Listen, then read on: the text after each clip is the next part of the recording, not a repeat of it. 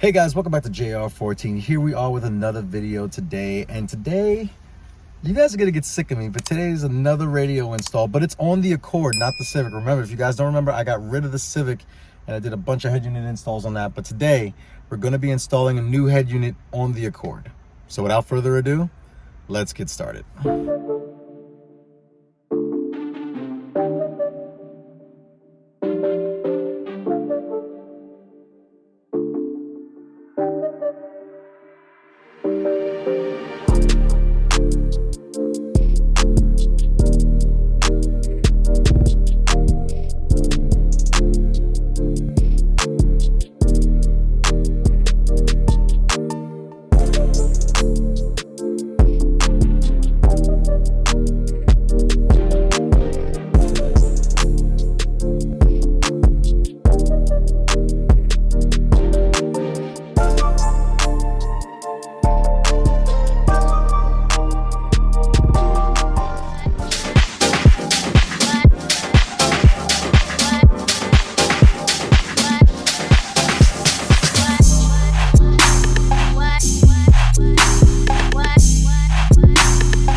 So as you guys know, I actually bought a 2007 Accord about a month ago, and obviously one of the things we definitely have to change out is this unit right here.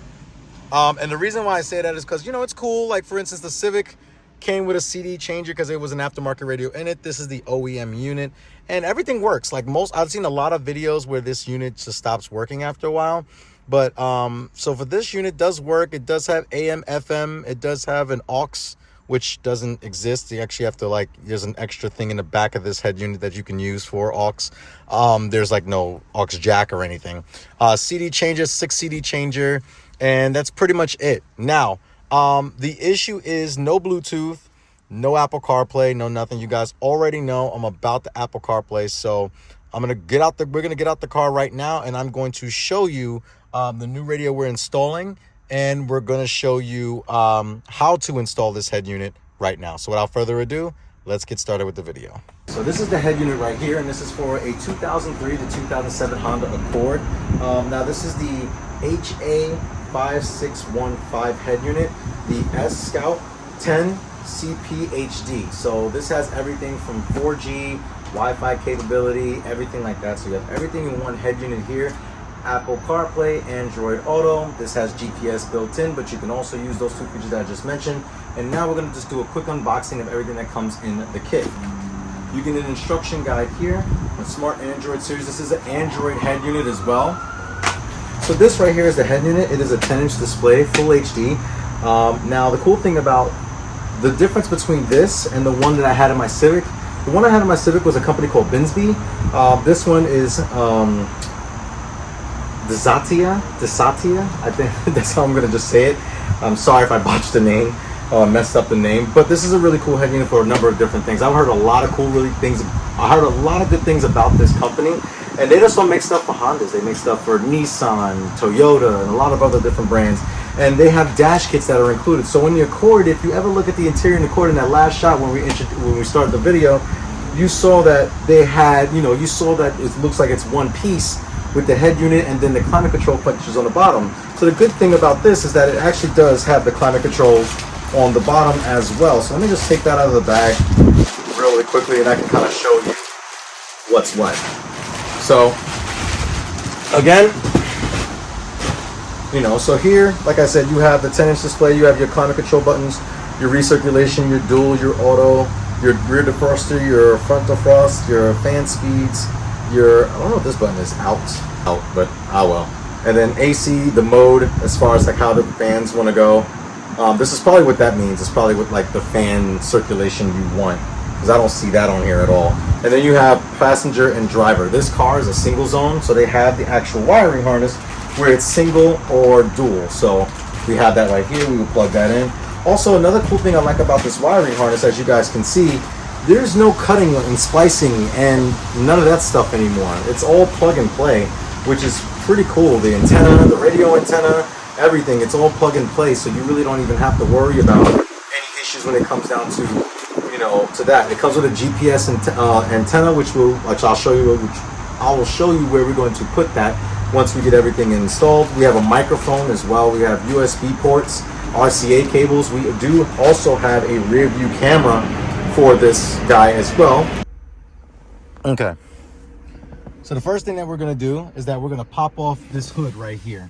This is actually relatively easy if you have these. Now, if you haven't seen my other radio install video with the actual Mark 7.5, I got these bong tools, or these, I think they're called bongle or dongle tools, where they're pretty much, they're plastic pry tools. And the good thing about it is if you're going against plastic, these are really good tools to have. So I've seen people do this with flathead screwdrivers and everything else. I really wouldn't recommend it.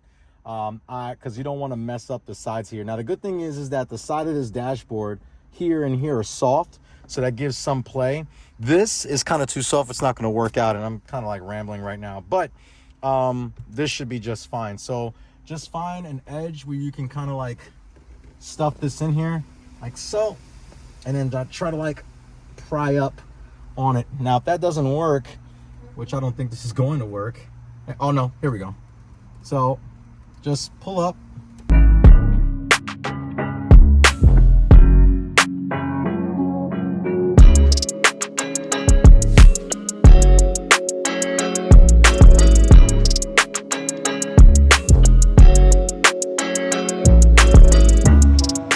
Eventually.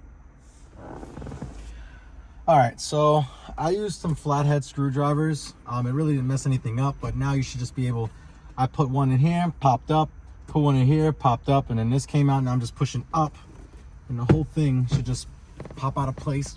Yep, like so. It's a pain, but it's not bad. And that's pretty much it. So now all you have to do is just unplug the hat. Well, you could do one of two things. Technically, I don't even need to remove this completely. Actually, I'm just gonna leave it here on the side. That's all I really need to do. Here's your vents. And you have 3 screws, Phillips head screws on the bottom here. And then, but we have to remove a lot of stuff on the bottom here first, where the gear shift is. So we actually have, let me see if I can tilt you guys down so I can show you. Right, so, oh, well, actually, I'll keep it this way. So we have to remove the cigarette lighter and this coin tray right here to fully remove everything. So now, the way that we go about this is that, one, you need a Phillips head screwdriver, and then you'll be able to unscrew everything up. Now it's just unscrewing everything, and then this head unit will get free, and you would just be able to slide it out. So I'll show you that, how to do everything in a minute. So let me go ahead and get the proper tool, and then we'll get back to it.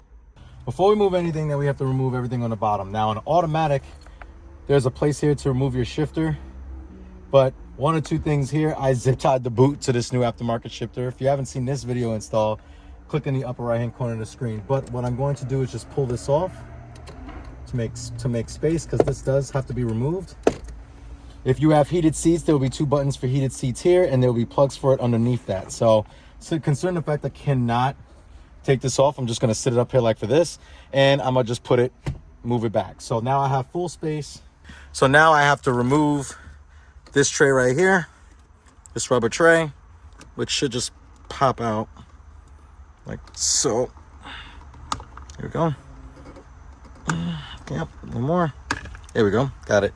All right, so now we got the tray out, and now we have to use a plastic pry tool to pry this plastic tray up here. Okay, this took some doing, but there's 2 plastic clips behind this. Wow, that's crazy. All right, cool. As far as like the date on it. So there's 2 screws inside here, and then I'm able to pull this piece up. You also, I don't know if you have to remove these 2, but I removed them anyway. I loosened them just to get this piece out. So I'm gonna remove those 2 screws in here, and we'll be able to get this thing out. All right, so after you remove those 2 screws, this thing just pops up. But before you do, you have to remove this plug right here. So I'm gonna try to do this with one hand. I mean, the good thing about Honda plugs, like someone said in their video, they're pretty easy. So it's this tab right here, and you just slide off, and this comes out. All right, so now after that, you should just be able to pull this out. Now, what I don't think, well, the thing is, I don't even think I had to remove these 2 screws. So leave these 2 in. I don't think they're gonna come out. I just think they connect the 2 trims. Yeah, these connect the two trims together here. So you don't need to remove those. Now you got to remove these two screws because you have to take this whole center bucket out. So just remove all your items that's from in there. There's two screws on the bottom. There's one there and there's one here. And then you'll be able to just slide this out and pop this out. Now there's two white clips, one up here and one up here. You're going to have to give it some force, but then this will slide out. So let's do that real quick right now. All right. So you got those two screws out, that one and that one. So now we should be able to pull on this. If my mind serves me right from the videos I've seen, should just be able to pull on this. Yeah, it's going to come out just like that. It wasn't as hard as I thought it was going to be. And obviously you need to get the door closed to fully remove this cubby out from underneath. Now we're going to do some alterations to this because there's a specific way I want my... Okay, do you not want to come out? Come on. Come to Papa. It's okay. Oh, I know why. Okay, now... All right, let me put this down for a second. Great. So the cubby's out. We're good to go. Now the good thing about this is that you're not going to be able to see what I'm going to show you. Maybe you will. I don't know. Let's see if we can get in there. But you can't. So there's two screws. There's one here. Oh, I can. There's one there and there's one here that I have to now get in. You can get a screwdriver in here, but you may not have enough. Oh no, you'll have enough space to get that out. If you don't want to use a screwdriver, I believe this is like an 8 or 6 millimeter thing to just screw out. And then you remove, and after that, we're gonna remove these top 3, 1, 2, 3 screws up here, and then this whole unit should slide out. So let's do that real quick right now. Okay, with some fighting with this thing, I was able to manage to get it out. So now we can slide out, right? All right. So there's all these prong things that are stuck onto the radio head unit itself that we're gonna have to be removing because we're not using this tray, nor we're not using this whole piece. This whole piece that's just dangling now, we're not using anymore. So I need to start unplugging things. So this is a part where you have to be careful because you don't want to start cutting up your stuff here.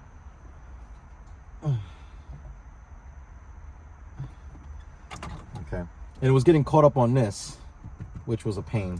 So that's one cable that's out. Where's the radio antenna? The car didn't ask me to change the head unit. I wanted to change the head unit, so I can't be too mad at her, right? All right. Oh, yes, the other plug is right here.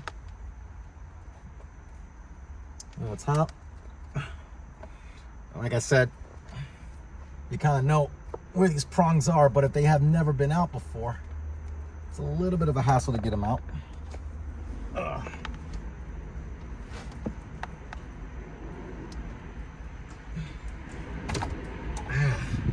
And just be careful when you're pulling these out because this is metal.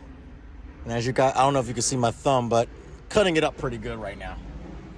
So I just unplugged the bottom one, that green one, and I think that's it. I mean, I think that one was in the back here, but now I have to pry this out of its cage because this thing's never been out of place before. So I'm gonna get a pry tool. I'm gonna set that back in place, so that's good. And I'm gonna get a pry, like some needle nose pliers to get those clips out of the way. And then I'll show you what I'm talking about once I have everything apart. So like I said, this radio has never been apart before. So there's some of these guys like this and this. One of those is here. Another one of those, there's 3 of them actually. Where's the third one? Oh, wait, no, yeah, where's the third one? This is one of them. I really cut my handbag, look at this. Oof, that is not ideal. But, you know, again, that's what you have to do. All this is metal, so I mean, the materials used back here are much greater. Oh, here's the third one. So this one right here, this one was mounted to the back of this guy, like right here, like on this tab right here. Another one was on here, and another one was on here. So this thing's heavy. So I didn't take my CDs out of this. I have 3 CDs in here because I didn't have any music and I was sick of listening to the radio. I forgot to take the CDs out. I was so eager to do this. Ah, well, looks like it's gonna stay in there. Can't say it won't be safe. Okay, so now we got that out. The old head unit's out. We got these 3 plugs. So we got the top portion. This is, I believe, for the radio. The bottom part was to the climate control. This part's for the radio. Like, this actual part was actually for the radio antenna. So now we got to get the new unit. Get the new unit put in here and figure out how this is going to work. Because as you can see, this radio mounted on the back and the other one is significantly shorter than this. So maybe I can take this out of its cage and put the new cage on the new one. I don't know, but we'll trial and error this and see what we come up with. All right, so I got everything plugged back here, and we're just gonna test everything out. I connected the battery. I know there's a couple of issues already that I don't know about, but I'm just trying to mount this up here so that I can show you guys really quickly on. Here we go. There we go. You guys can see. Like, I'm not gonna just set it in completely. I know I have to read the instructions too. Like, there's a lot that I still have to read on as far as settings and stuff. But I found a couple of things that already are kind of like to me.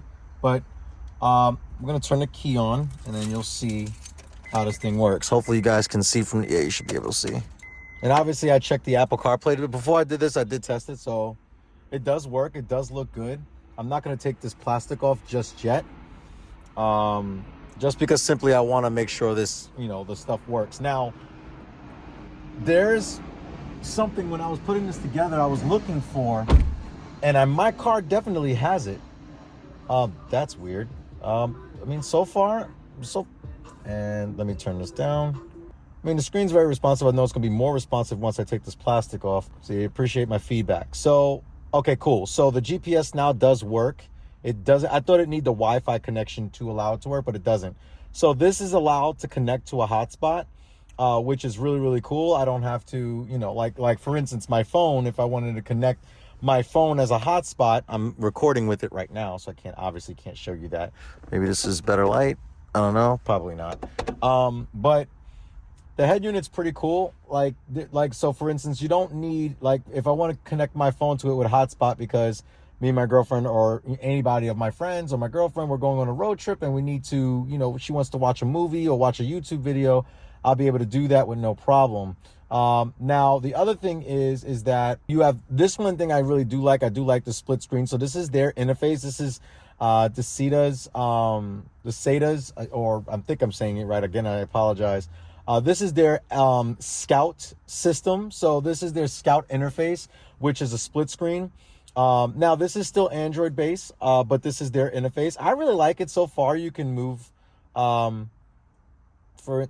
think you can, so you can go in here and flip this over if you want. Like, there's a lot of cool things you can do here. Radio on this side, navigation on this side, and this is their interface for navigation. And I have a GPS antenna, which I'm going to mount on top of this because that's away from all the metals in the back of here. So I'm going to mount it up here, and it's, to the sky. So it's not going to be exposed. It's going to be underneath that. As far as the mic is concerned, I don't know where I'm going to mount that yet, but I will figure out that later.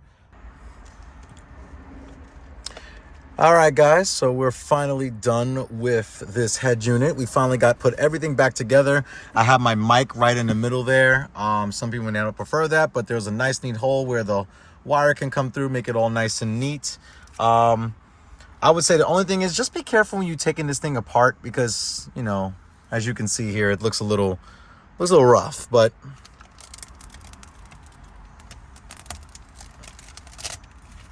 as you can see, she is nice and clean. All the screws are back where they were. Actually, if I had to, I kind of scratched up my shifter a little bit. Just be careful when you're doing this because there's a lot of metal, especially with the old head unit, which, my bad. So just be careful when you're doing this. You can scratch a lot of different things due to the fact that there's a lot of metal behind this thing. This thing does have a lot of metal in it.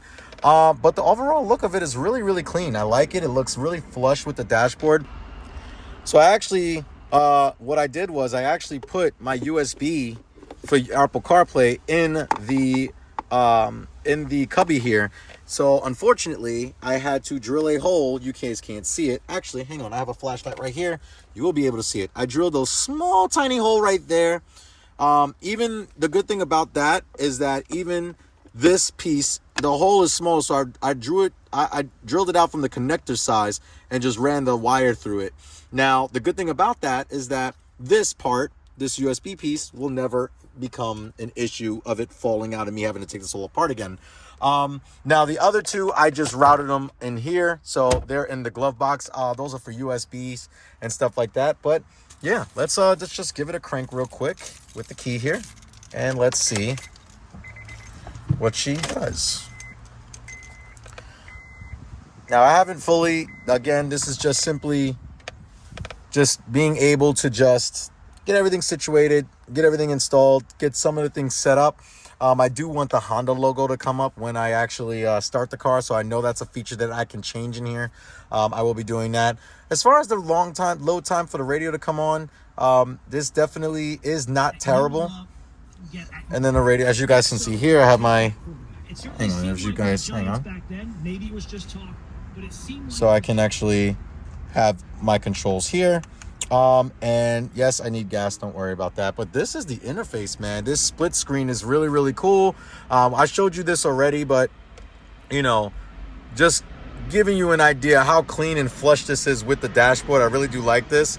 Another thing that I did figure out is that the lights do work on the bottom. So the auto dimming lights do work. However, it's weird because I guess, I don't know if you start, let me see if I start the car if it works. Well, let's check that out really quickly. Hang on, guys. All right, so I have the car running. Now, if I have the AC on, right? Let's just say if I turn the fan on, again, I still have to figure out, how to have the climate control stuff come up on the screen. But, you know, one thing I did notice, these lights don't illuminate these little squares on the top to let you know. So, I mean, I'm kind of curious how this thing's going to be at night. Now, the cool thing about this is simply, the good thing is that they do illuminate at night. So it's not going to be as bad. Maybe that's probably just like another feature. Or maybe it's not going to be as bad as a thing as I thought, because there is a form of, these lights behind the letters for the climate control. But everything, like I said, needs to work. It works. I'm really happy with that.